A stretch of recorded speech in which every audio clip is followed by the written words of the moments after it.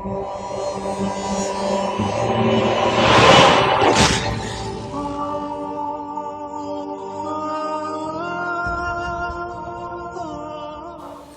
بعد فقد قال الله تبارك وتعالى وقوله الحق وهو أصدق القائلين بسم الله الرحمن الرحيم ومن يبتغي غير الإسلام دينا فلن يقبل منه وهو في الآخرة من الخاسرين صدق الله العلي العظيم صلوات بيجي محمد.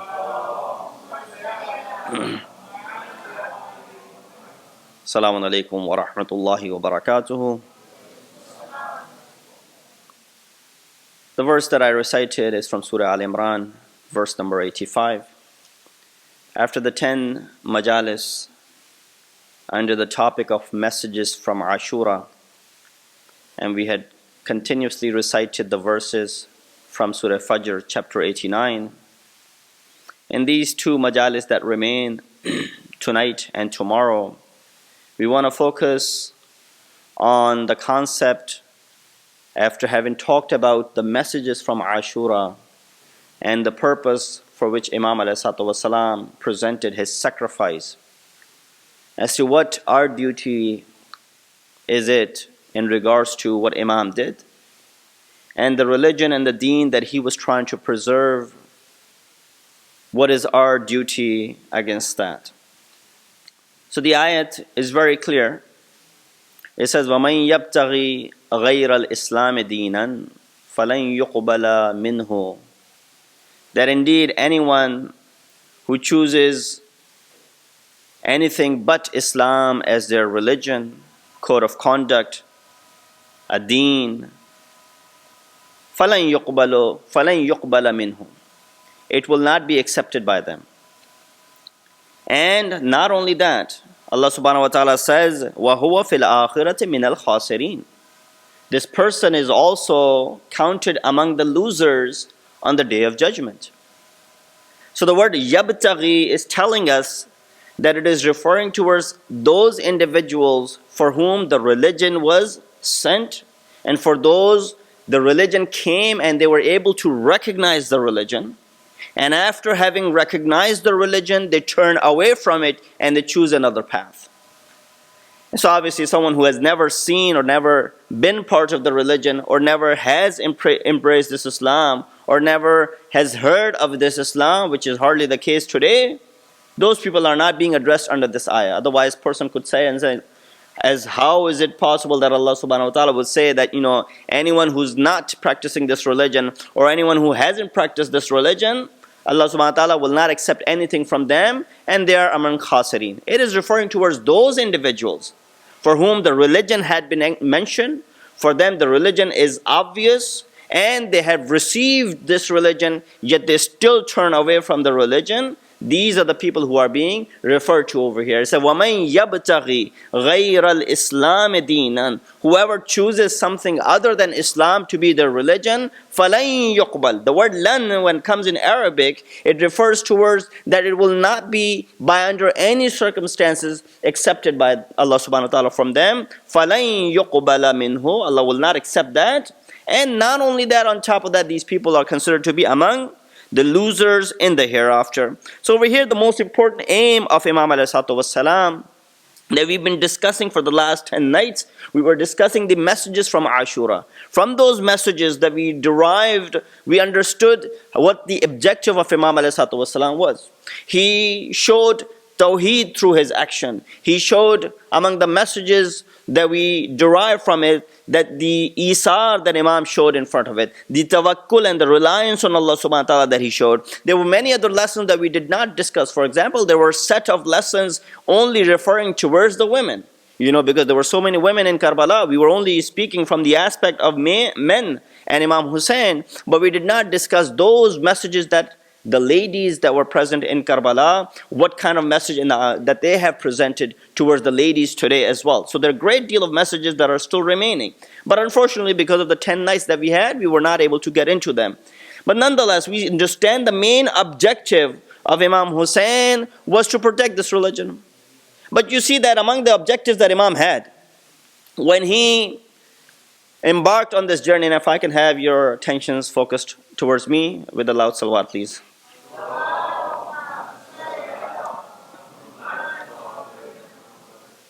That among these objectives that Imam had, when Imam embarked on this journey, he right away claimed that this is what I'm doing, this is why I'm leaving. He told the world what was the purpose, not to cause deviation from the path, not to cause any sort of corruption, not to cause any sort of differences and discord and disunity among the people, not to cause any of those things. Rather, his purpose was to cause reform, to do amr bil ma'ruf, nahi anil munkar, to follow the seerat of his father and grandfather. That was his purpose. Imam was trying to derive people, keep people away from all the practices that were being done at that time. We learned that Yazid was a drunkard. We learned that Yazid had destroyed the sunnah of Rasulullah. We learned that Yazid, among the things that he had committed, was, the concept of adultery was something which was overlooked when Yazid was the ruler. All of those things, as Imam said in his khutbah as well, that haqq is not being practiced and batil is not being refrained from. All of these things and practices are becoming a norm for the people under the rule of Yazid. So Imam, when he embarked on this journey, his sole purpose was to go ahead and make an awareness and create an awareness among the people. And that awareness still exists today. We are still learning from that awareness that Imam was creating. So his main purpose was to create awareness. We see there was no immediate result of that. Did you see that after Imam was killed in Karbala, after he was martyred, did Yazid stop doing what he was doing? No, he went ahead and he attacked Medina. He went ahead and still the adultery or something that was practiced, and even when they were able to reach Medina, the things that they had done, he still went ahead and attacked Kaaba.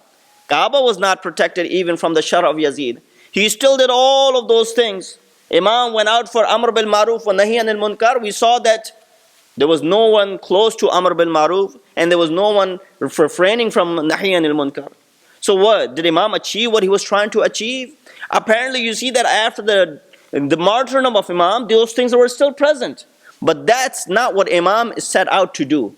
Imam set out to just create an awareness, and that was his duty. It is Allah subhanahu wa ta'ala. Your job is to go ahead and make this to be known to the people. You got to deliver the message. وَمَا عَلَيْنَا إِلَّا الْبَلَاغِ. What our duty is to make this message reach, and Allah subhanahu wa ta'ala will go ahead and do the rest. And that's why we see that Imam goes into Mina at the time of Hajj, or previous years, Imam is in Mina. When he goes to Mina, there's Muslimin over there. This situation did not start just by the rule of Yazid. It was existing from before. Imam gives a khutbah over there. He speaks to the people saying, do you see the condition that the Muslim Ummah has gone into? It is the duty of every single one of us to go ahead and do something about it. As Muslims, we're sitting here in Mina performing the rituals of Hajj. This is our duty to go ahead and carry this out. And that's why we see that you and I are also in the same. After having learned those messages, after having derived those messages from Ashura, now the implementation come into play. What is our duties as far as the deen is concerned? We refer to a hadith from Amir al-Mu'mineen, Ali ibn Abi Talib alayhi salatu wasalam, who said, he said, La hayata illa bid-deen wa la mawta illa bi-juhud al-yaqeen. He said, there's no life except under the shadow of deen. There's no life except under the shadow of deen, except with deen. Imam uses the word deen without any conditions attached with it. Amir al-Mu'mineen that. And then it says, وَلَا مَوْتَ إِلَّا بِجُهُودِ الْيَقِينِ. Yaqeen is also one of the words, and then we use for synonyms, used for maut, for death. When we read the ayah, وَعْبُدْ رَبَّكَ حَتَّى يَاتِيَكَ الْيَقِينَ.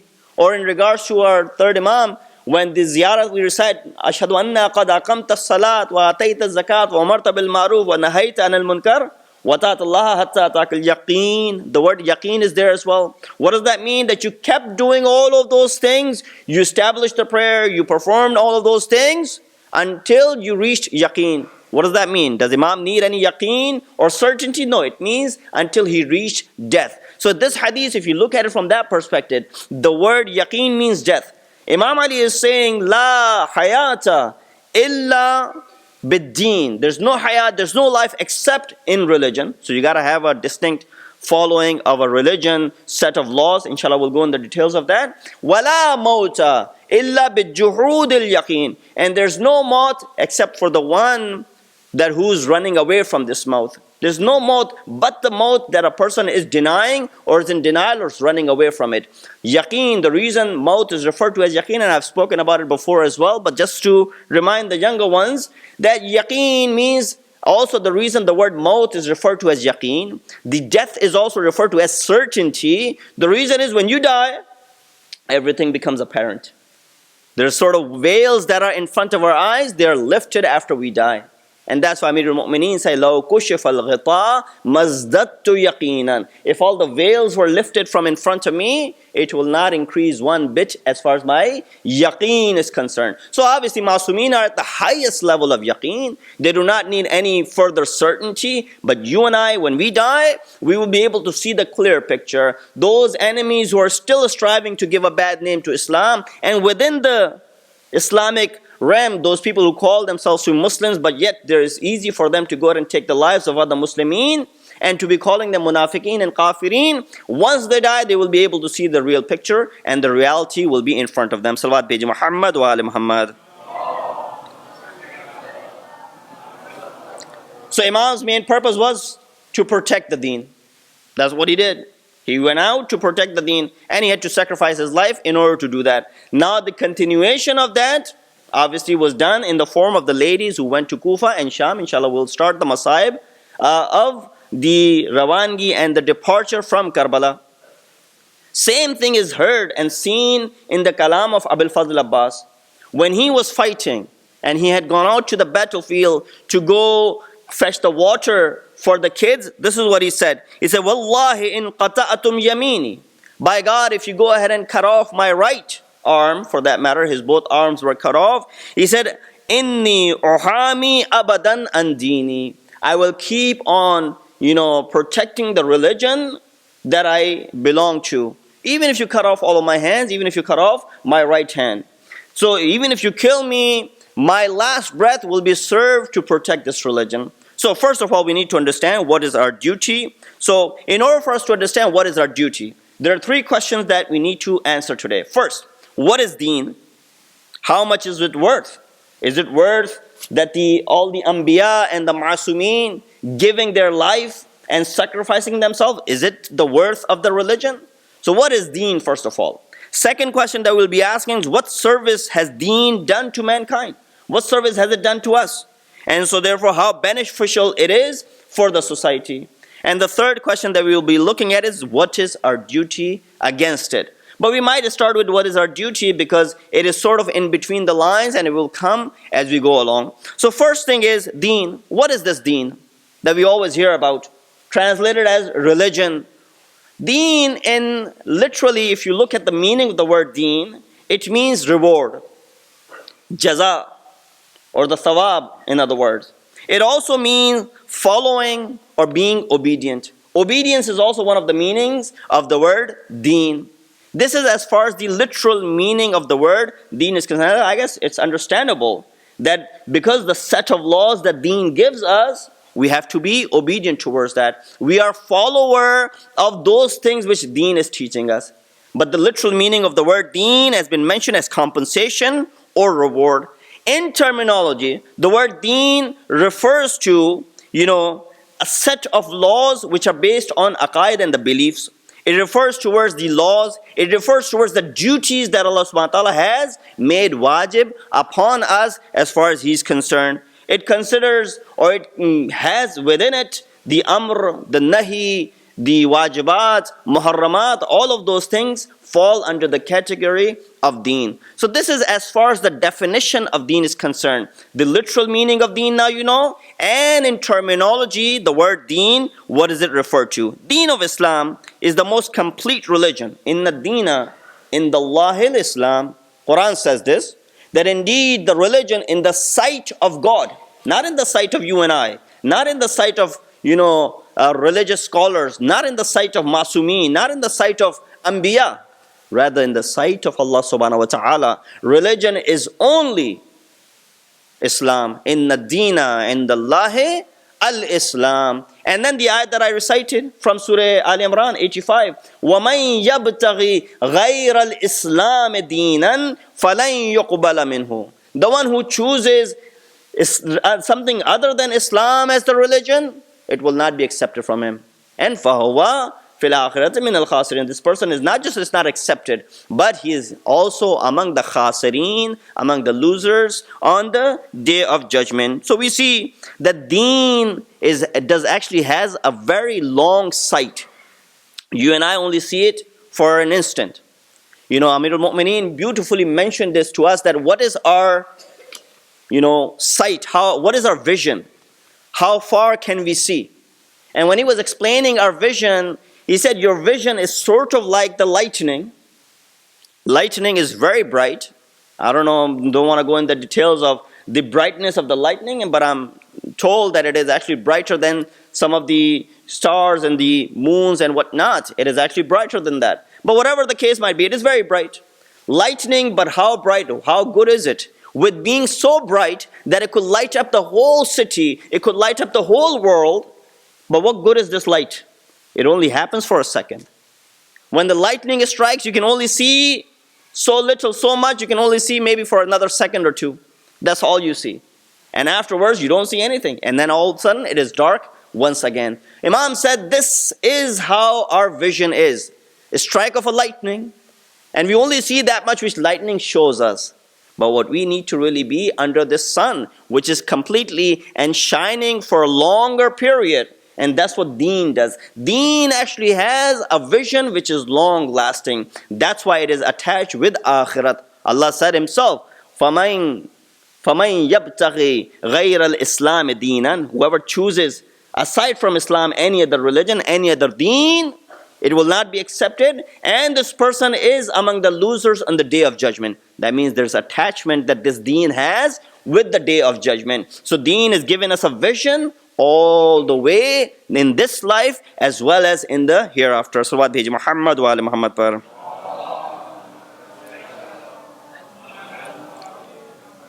So Imam said, La hayata illa bid-deen. The one who doesn't assemble his life under this deen, basically this life is the life of an animal. This life is the life of a bacteria. Even a bacteria is surviving, working towards growth and whatnot. Do you want to be compared with a bacteria? Do you want to be compared with an animal? No. Imam says, though they do not have any religion, they do not have any obligation, but a person who does not adopt a religion, does not adopt a deen, is in other words kind of like an animal or a bacteria, because that is all their vision is, only for the next moment, and then they don't worry. But that's why you see all of these people who do not follow and simply say that I don't follow any religion. This has become a norm these days. It's sort of taken pride in it that, I don't follow any religion. Back then it was something which was frowned upon. People would not say it so easily. And then as things are changing and progressing, even among Islam, we hear a lot of our brothers and sisters, oh, I'm not that religious. I don't know what does that mean, that you're not so religious. What does that mean?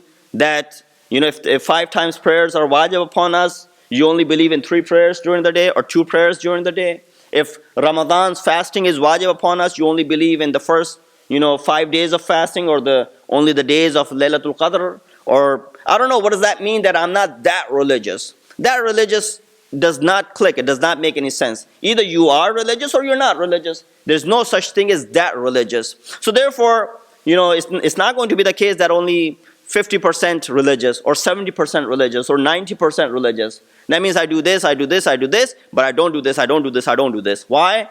This percent I'm believing, this percent my aql understands, but this much my aql fails to understand. So therefore I'm not going to do those things. No, this is not the case. I will recite an ayat from Quran where it says, أَتُؤْمِنُونَ بِبَعْضٍ وَتَكْفُرُونَ. Do you believe in some of it and then you deny the rest of it? Then Allah tells as to what the result of those individuals will be. But that will come on its own time.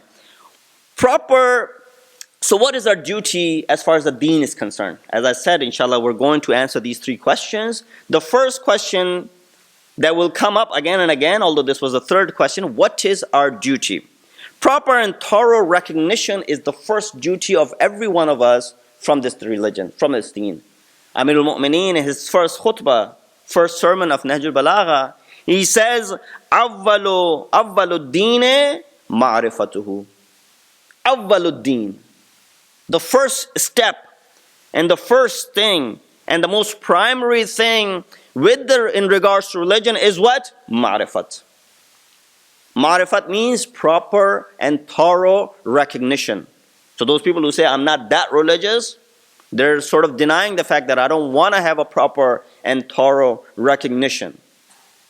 And then it's become a norm these days to easily utter this word. No, what you're saying is actually against what God wants you to say. Awwaluddin ma'rifatuhu.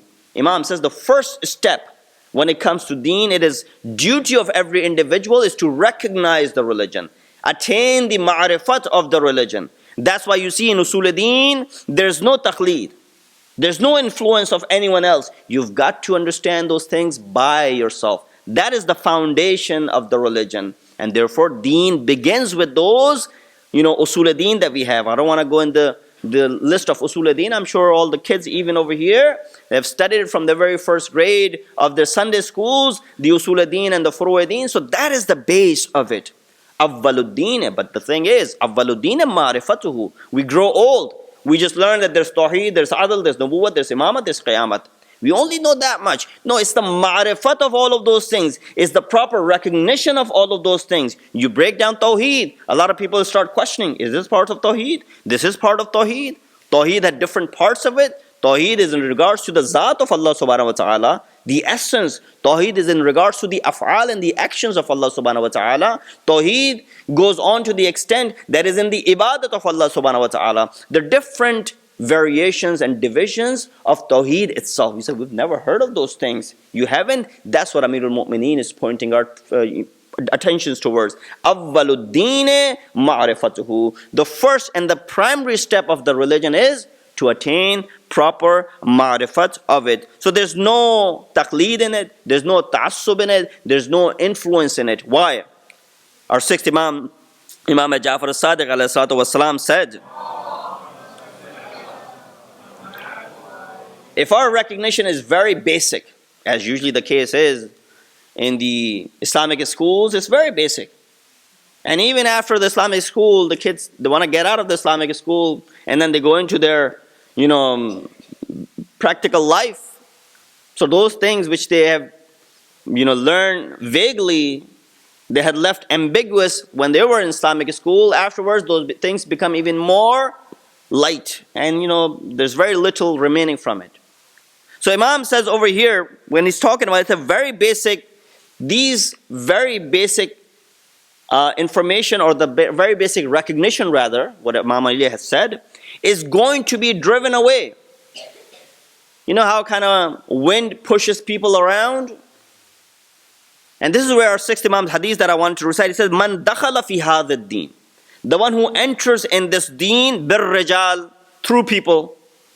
So someone entered you in this religion. Usually someone is the case of bringing you in the religion at the first point. But that's when you have been brought in. Now you got to go ahead and do your own research. He said, Man dakhala fi hadha ad-deen bir-rijal. Those who are entered and brought into this religion by people, akhrajahu minhu ar-rijal. Those same people bring them out, or other people can bring them out. Why? The reason is, adkhaluhu fihi man dakhala fihi. The same way they had entered into this religion, by someone's influence, they will exit this religion. But the first and foremost important thing is to remain on this religion. It says, bil kitabi was sunnati zalatil jibalu qabla an yazul. If a person enters this religion, or after entering this religion, believes in the sunnat and the kitab of Allah subhanahu wa ta'ala, then this person cannot be moved like the mountains cannot be moved. First person's misal in the example is a tree. You know how trees, especially the trees that require a lot of watering, especially trees that you grow in your houses, how they're dependent completely. As opposed to the tree which is in the middle of a desert. Very little water is needed, yet you see this tree flourishes. But the example of those people who attain this ma'rifat of deen and religion, it's kind of like Imam is saying, is like this mountain, which you cannot move.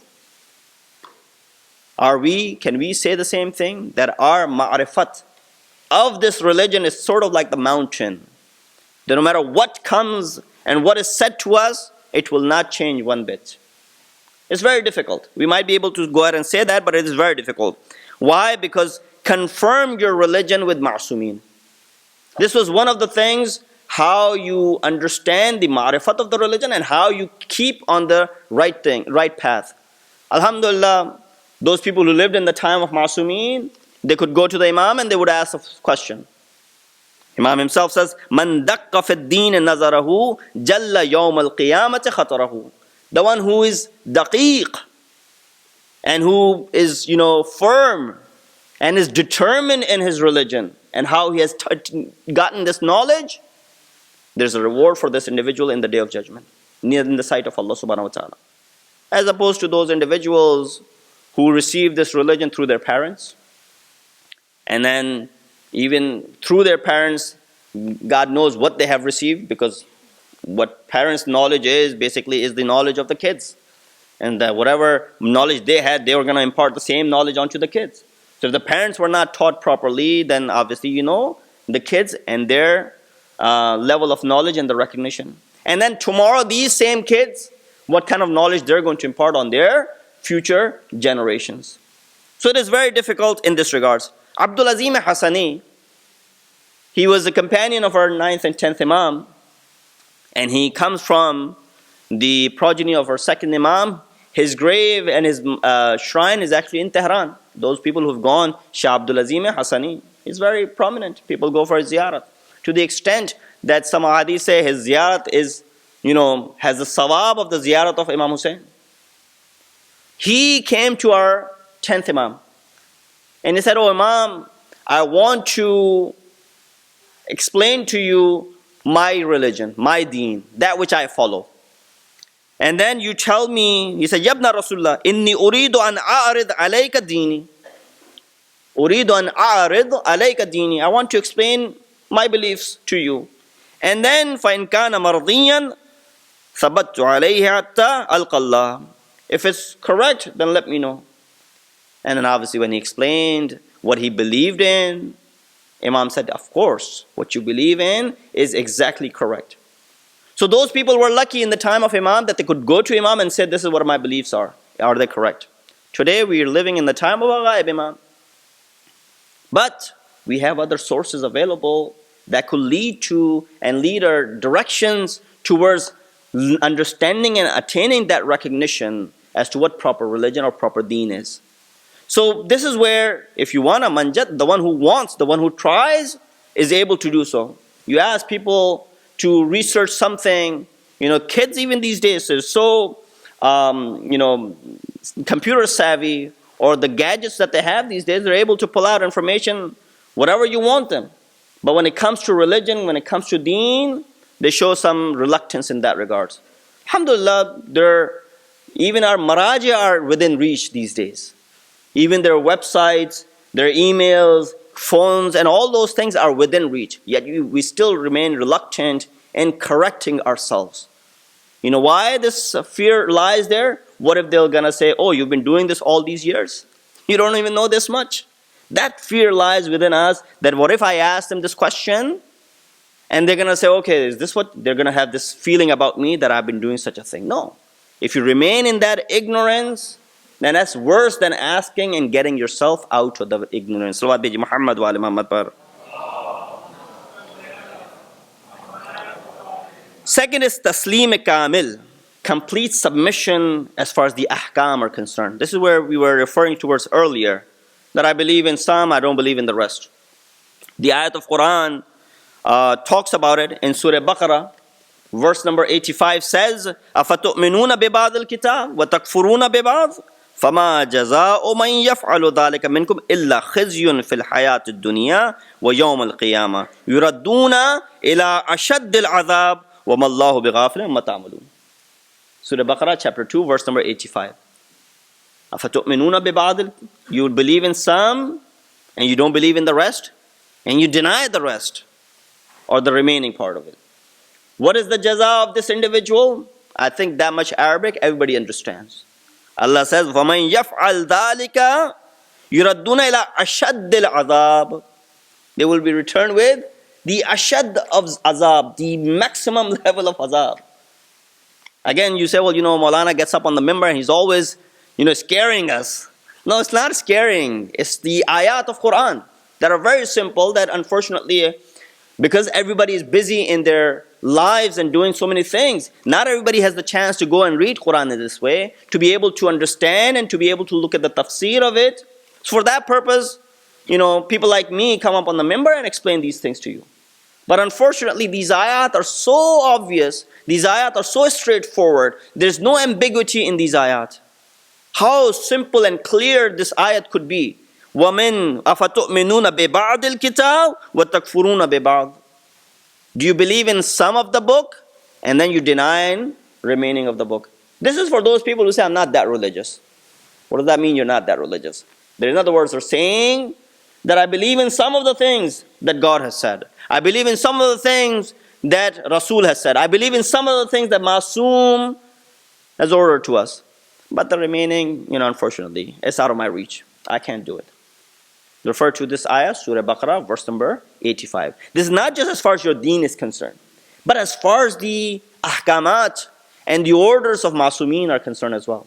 We refer to Quran again, when Quran is explaining to us the sifat of mu'mineen. Among the sifat of the mu'mineen, there are different ayat in Quran. Innamal mu'minun. Whenever the word innama comes, it's sort of limiting the mu'mineen are only these people. Anyone outside of it is not considered to be a mu'min. Innamal mu'minuna, Surah Hujurat, verse number 15, 49, 15. It says, Innamal mu'minuna alladhina amanu billahi wa rasulihi. Mu'min is only the one who believes in Allah and His Rasul. So alhamdulillah, we believe in Allah. Alhamdulillah, we believe in the Rasul. This ayat is actually referring to people in the time of Rasulullah. Although it affects us as well because, our belief in God and our belief in Rasul. But was specifically in the time of Rasulullah, when a lot of people had doubts. The next sentence is very critical.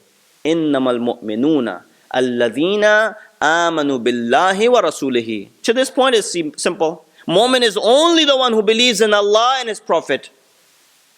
The rest of the ayah says, ثُمَّ لَمْ يَرْتَابُوا. After having believed in Allah and the Rasul, they don't have doubt for a second.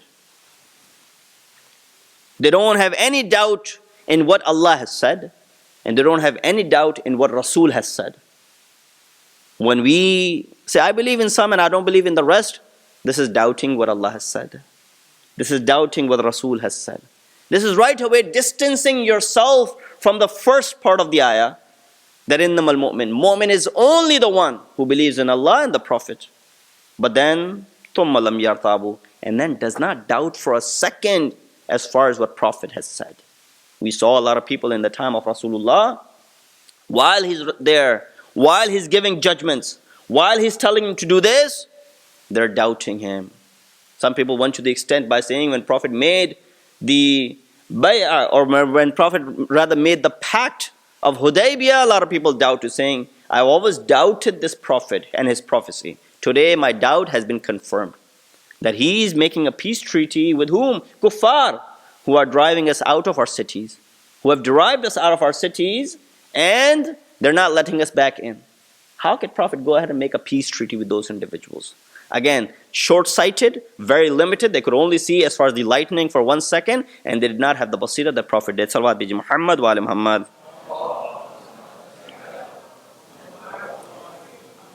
So the biggest distinction for a mu'min is servitude to Allah. Ta'abbud. A lot of time what happens as far as the ahkam is concerned, because it doesn't make sense to me, I don't want to do it. No, this is where ta'abbud of Allah comes into play. It's not the case that you don't understand, you're not going to do it. Question a lot of time is raised over here in regards to, for example, namaz-e-musafir, namaz-e-qasr. I don't know why people have problem understanding that they have to pray qasr. They just don't feel like praying qasr. They say, when I can pray 4 rakat, I don't want to pray 2. I can pray 4. Yes, you can pray 4. It is not the case of 4 or 2. And it's not the case that you're a traveler now, so you have to. It is your duty at that point. This is what Allah wants you to do. During Ramadan, you're traveling, you can't fast. Moulana, I can fast. I'm flying business class. I'll be in that city while the fast is still continuing, whatnot. No, you cannot. If you're leaving before Dhuhr, you cannot. That's another story that you can or not. But this is where ta'abbud, servitude of Allah comes. It's a clear-cut ayah. It's a clear-cut ahkam, hukum from Allah and the Prophet. This is where servitude comes into play. A person in the time of our sixth Imam had asked him a question. When our Imam replied back to him, it wasn't the answer that he was looking to. No comparison between us and Imams, but when usually Maraji are asked the same sort of question, and a lot of time it goes against what we are looking for, we don't agree sometimes either. So when Imam saw the discomfort on the face of this person, he said, Isbir alal haq. Be patient what haq is on the truth. And then Imam says, Awwidhahu Allahu ma huwa khairun lah. Allah will replace it, although it might be going against you right now, but be patient. Go ahead and act as I've told you. Allah will compensate with something which is better than this. So yeah, right now, servitude is very important. This abudiyat or ta'abbudiyat is very important. And there were other stories in the history that I look at the clock. I don't think I will have the time to go in the details of it. Third is our duty is to spread this religion. We do not want to become like the Jews who said we don't want any more people becoming Jews. That was their, and that's why you see there's no increment in their population. It's only from their, those who are already Jews, they're increasing, but there's no increment as far as their population is concerned. Yet they still rule the world, that's another story. But the way Islam is spreading, this is what Prophet has said. It is our duty. A lot of people said, no, let's not bring people into our Shia Islam. These people, you got to be very careful with them. A lot of people are very, very circumspect when it comes to bringing non-Muslims in and trying to teach them the religion and to bring them in our practices. Because they're afraid that these people who are converting right away, they'll question a lot of our practices. That's what they're afraid of. They will question. Any rational mind will question the practices that you have created. Things that Ma'asumeen have said, things that Rasul has said, things that have come in Quran. That is ala aini wa rasi. That is, upon us, and we have to do it. For example, if Rasul had said, you gotta hang upside down from your ceiling every day. I'm not taking it as a joke. Alhamdulillah, Rasul would never say such a thing. But just to give a example out of this world, Rasul, there was a hadith, for example, authentic, and Rasul said, every day you have to hang upside down, for example. We would have to do that. That's where the servitude comes into play. Even if it doesn't make sense, although there's no thing in ahkam Islami that would be so illogical, but every single thing is logical. But the things that we have invented afterwards, things that we went ahead and created afterwards, those things, they could be questionable. Why? Because they have not come from Ma'asum. They have not come from Quran. When those things have not come from Ma'asum and Quran, they could be questionable. People can point fingers towards it saying, this doesn't make sense. How can aql be ready? They can question about aql in those regards. Why? Because those things were not said by Allah and Rasul and Ma'asum. Things that we have over the years created. I'm not going to point direction to what things I'm referring towards. There are many things that we have created and adopted from our cultures. Especially the culture of Azadari. If you travel across the Muslim world, you will see the culture of Azadari is different wherever you go. The Arab culture is different than the Iranian culture. Iranian culture is different than the Pakistani culture. Heck, Pakistani culture is different than the Indian culture. And within India, there's so many cultures of Azadari. Hyderabad has one culture, Lucknow has another culture, other places have other cultures. Same thing goes in Pakistan. Punjab has another culture. Muhajireen have another culture. Balochis have another culture of Azadari. When you see different ways of commemoration, that tells you that there's no one source of it. Because if that was the case, just like namaz, they will all be praying namaz. Because namaz has come from Quran and namaz has come from Masumin. So therefore it is same. But when you see these different cultures of Azadari, that means these are the things that we have created. Some have gone to other extremes, some have gone to other, and therefore there's no way to comment on that. But it's still, if someone comes, that's why we are reluctant in bringing people in. Why? Because people might question as to some of our practices. Our Salawat Bheji Muhammad wa ali Muhammad par. Quran says, "Huwa ansha'akum min al-ardi wasta'amarakum fiha." This world is created for you. When this world is created for you, you utilize it. Water that God has created is for you. Now it's our duty to protect this water and keep it from being polluted, nor do any israf and wastage. When He has created this life, when He has created all of these things for us, it is our duty to protect it. Religion is the same way. The most important thing is the deen that He has created for us. Therefore, protection of this deen lies upon us as well. But how are we going to protect it when we don't even know the core values of this religion? When we don't have what Amirul Mu'mineen says, "Awwaluddeen ma'rifatuhu." The primary step of deen is the ma'rifat and the recognition of this religion. When we have been bestowed with this religion, now it is our duty to spread it, to use it, and also be able to protect it. This is where we see a story of a person by the name Asad ibn Zurara. This was a person who came to Medina, came from Medina to Mecca, and this is the early days of Islam. When he came, he had come to see the heads of Quraysh. And when he met the heads of Quraysh, they said, come back another time. He had come for some problems that he was facing, so he needed their help. He said, come back another time. We're busy already with a person who's preaching this new religion, Muhammad. He's preaching this new religion, Islam, and it's very difficult for us to deal with that person. So we're already busy about it, and come back at another time. But we also warn you, when you're going towards the Kaaba, you will find that person. Don't pay attention to what he's saying. He says, what do? I have to go to Kaaba. Kaaba from back before Islam, it was a very sacred place. Even the kuffar, they used to go there, they used to circle around it. And obviously they had their gods inside this Kaaba, and there were sacrifices and whatnot, which Quran talks about it. So he said, I'm going to go to Kaaba, I've come to Makkah, I'm going to go to Kaaba. What is it? How do I stay away from his teachings and preaching? He said, put some cotton in your ears. When you're doing the tawaf and you're walking around, put some cotton in your ears so you don't hear what he's saying. At first he says, okay, fine. He puts cotton in his ear and he's going around Kaaba. And then he realizes, what a stupid thing I'm doing. Tomorrow if I go back to Medina, because this news is not going to remain like this, people are going to ask me, you went to Mecca, there's a new religion there, but what, do you know anything about it? I'm going to say, no. When I went to Kaaba, I put cotton in my ear so I could not hear what Prophet was saying. Realized, came, his rational, his aql brought him back to reality, basically. So this is why aql is considered to be one of the hujjat of Allah subhanahu wa ta'ala. Inna lillahi hujjatain. There are two types of hujjat and proofs of Allah. One is in the form of the obvious proofs, prophets and masumeen. Second is in the form of batin proofs, those which are inside. Fahiyal uqul. The aql is one of the hujjat of Allah. It took him and brought him towards the right path. And then when he heard the voice of Rasul, when he heard the recitation of Quran, when he heard what Prophet was saying, it made sense to him.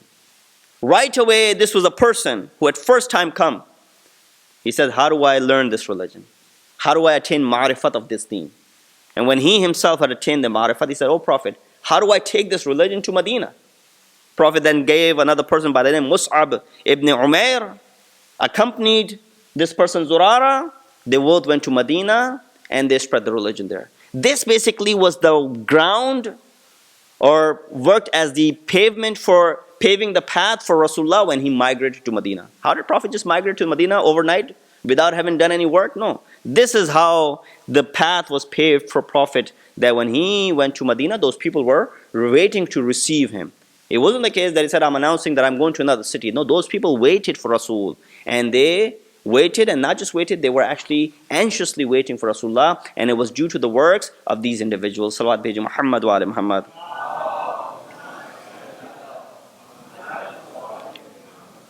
And then lastly is our duty to, as far as this deen is concerned, fight against tahrif.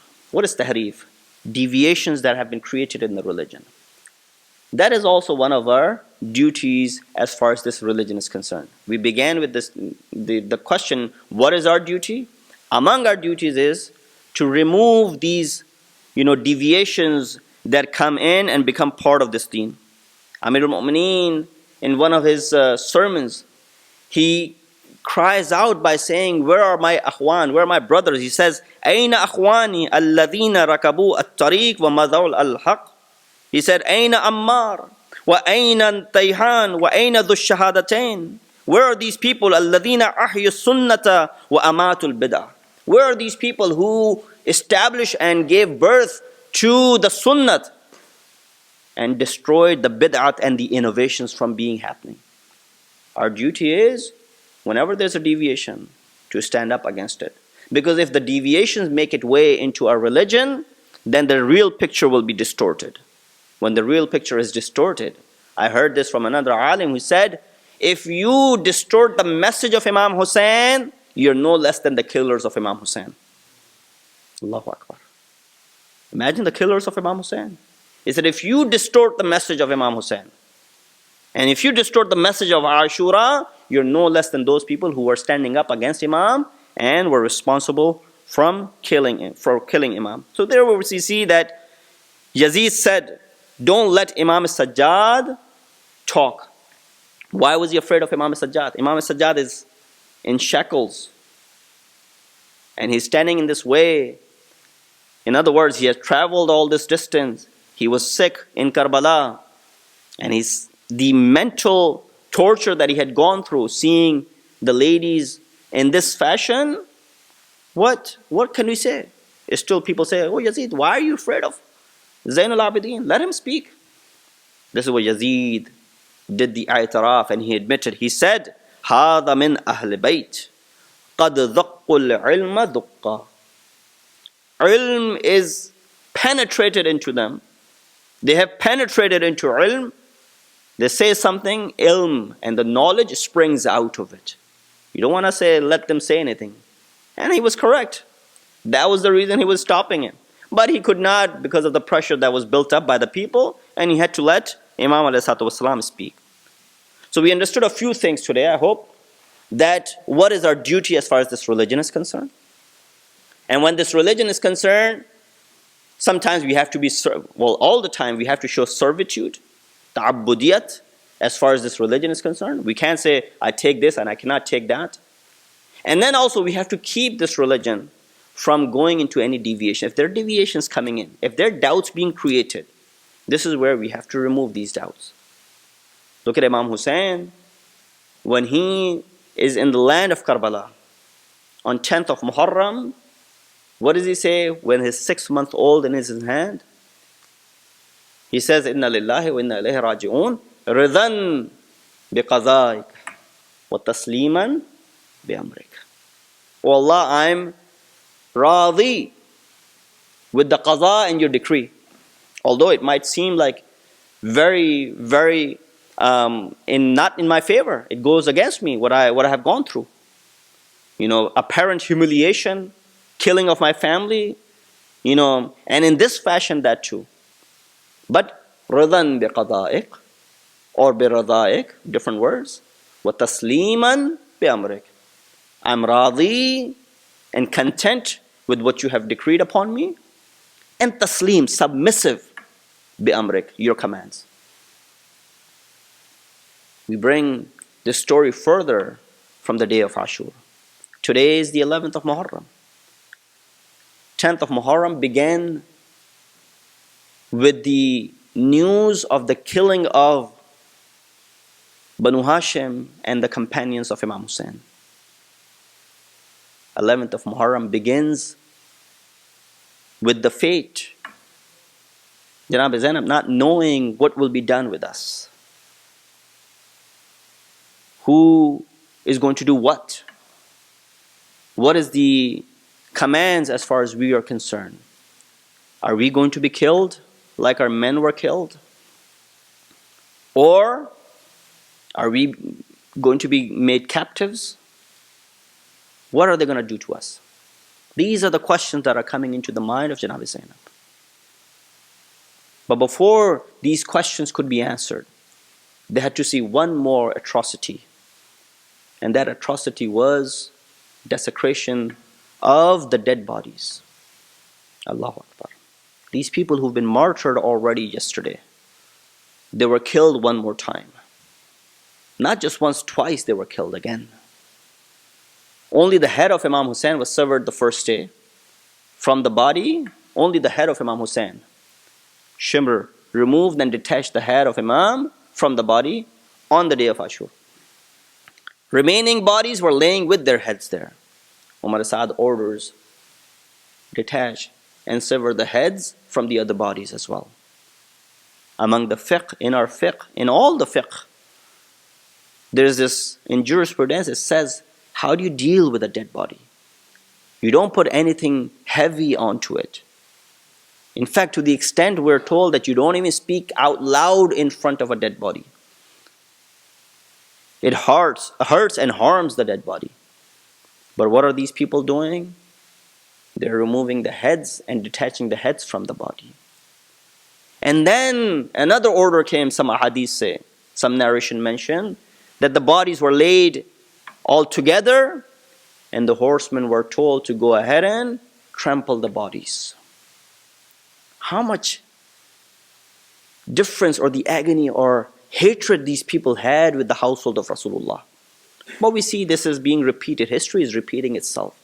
We couldn't imagine that how could someone be so, have such grudge and hate that not only that they have killed, is it not enough that you have killed them already to go ahead and sever the head? But we see that history is repeating itself, that even today, in some parts of the world, those who follow Mazhab-e-Tashayyu, those who are the followers of Ahlul Bayt, they're still being executed and persecuted in the same exact fashion. But nonetheless, these ladies, these women had to see this scene as well. After that, Janab Zainab did not know what to expect.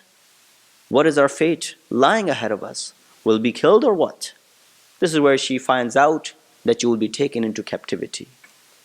You will all be made usara, and you will all be taken first to Ibn Ziyad and finally to Yazid. Janab Zainab is thinking about how to take the family, as she's now the leader of the remaining family. A few camels were sent to carry these ladies and these women and a few kids and the Imam Sajjad through these destinations. A few camels were sent. But these camels were completely different than those camels that were brought when this qafilah was leaving Medina. Imagine, remember how this qafilah, this caravan embarked on this original journey. There were camels that had the saddles on it. There were camels that had the carriages with it. These camels, these ladies were with honor and respect brought inside these carriages. But the camels that are now sent by Umar Sa'ad, they do not have any saddles on it. These carriages, there's no carriage, let alone being covered by any means. This is how they have to get up on these camels. When Janab Zainab and all the other ladies are lined up to get up on these camels, these men come and try to help. Janab Zainab says, stay away, we will help ourselves. We don't want any na-mahram coming close to us. When they were in Medina, Ali Akbar was there, Abbas was there, Qasim was there. They helped these ladies get up on these camels. But come to Karbala, when this qafilah is embarking on this journey, there's no one to help them out. Janab Zainab is helping all the ladies get up on the camels. She helps Kulthum, she helps Farwa, she helps all the other women of the qafilah. And she even helps Imam Sajjad alayhi wassalam. Umar Saad, when he heard that Sajjad is so weak and ill that he cannot remain on the back of the camel, he said, go ahead and tie his feet so that he doesn't fall off the camel. This was the way they were taken in. But when the time came, the Janab Zainab has to climb onto this camel. She has helped every single person. Now she has remained by herself. She once looks towards the Furat, looking towards the body of Hazrat Abbas. Then she looks towards Imam Hussein as to call whom is she going to call, who is going to help her get on the back of this camel. But there's no one today to help her out. They ask, can you take us where the bodies of the Shuhada is so we can go ahead and do their ziyarat one more time. The bodies where they were lying, even these people, they wanted to do the same thing. They wanted to show the desecrated bodies. They took them close to the bodies of Shuhada. Every woman, either they jumped off their camels, or they got off the camel, or they could not remain on the camels. Once they saw the bodies of their loved ones, they came to the body. Janab Zainab came to the body of her brother. She's weeping at the body. And Kulsum is going at another direction because she cannot see the body of Hazrat Abbas. She's headed towards Furat. But after all the girya, after weeping for a while onto the bodies, the Umar Saad and Shimr, actually the Shibr says, it is time for us to move. We cannot stay here all day. But these ladies, they don't want to leave the bodies of the deceased. There's this little girl who's attached with this father. This is Sakina bintul Hussein. Every woman comes back onto the camels, but Sakina does not want to leave the body of her father. How does Shimr make her leave the body? He brings in Taziana. He strikes on the head of Janab Sakina until she leaves the body of her father. Ala lanatullah al-qawm al-zalimin. وسيعلم الذين ظلموا أي منقلب ينقلبون. مات من حسين.